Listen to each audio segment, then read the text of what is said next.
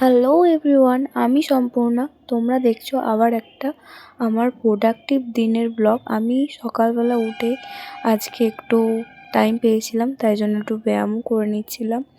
যেহেতু পুজোর পর থেকে অনেকটাই আমার ওয়েটটা বেড়ে গেছে, আর এখানে দিদা মাছ টাছ কেটে নিচ্ছে।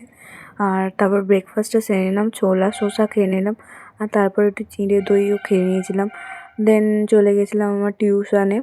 আমার আজকে এক্সাম ছিল, আর সেই এক্সামে এই যে আমার এক্সামের পেপার দেখেই নাও, আমি একটু কম নাম্বার পেয়েছিলাম। তার জন্য আমার এত এত সুন্দর হাসি মুখটা একটু পরেই বাংলার 5 হয়ে যাবে। মানুষ না নিজের ভুলের জন্যই অনেক কিছু মানুষকে স্যাক্রিফাইস করতে হয়, আর অনেক কিছু ভুলও হয়।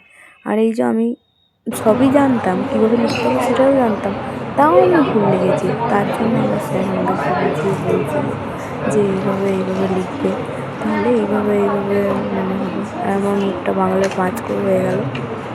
তারপর চলে গেলাম গাইস কলেজে গিয়েও শান্তি নেই। এখানে ব্লাড স্টেনিং করাচ্ছিল, আর হাত থেকে ব্লাড নিয়েছিল। আর এইভাবে ব্লাড স্টেনিং করে মানে কীভাবে টেস্ট করা হয় সেটা এখানে দেখানো হচ্ছে।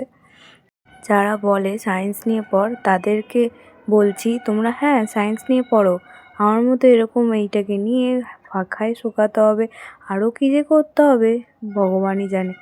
তারপরে আমি বাসে ঝুলে আসছি, দেখতেই পাচ্ছ বাসের জায়গাই নেই, আর এইভাবেই আমাকে প্রত্যেকদিন আসতে হয়। আর তারপরে এসেই দিয়েছিল খিচুড়ি, ডিম ভাজা, বেগুন ভাজা, এগুলো ছিল। মানে অল্প তেলেই এগুলো ভাজা ছিল, মাছ ভাজা। চলে গেছিলাম জিমে।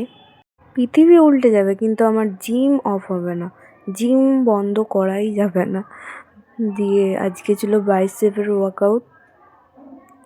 আর আমি যখনই ভিডিও করি কেউ না কেউ আমার মানে সামনে চলে আসবেই, এটা মানে একদম চলে আসবেই।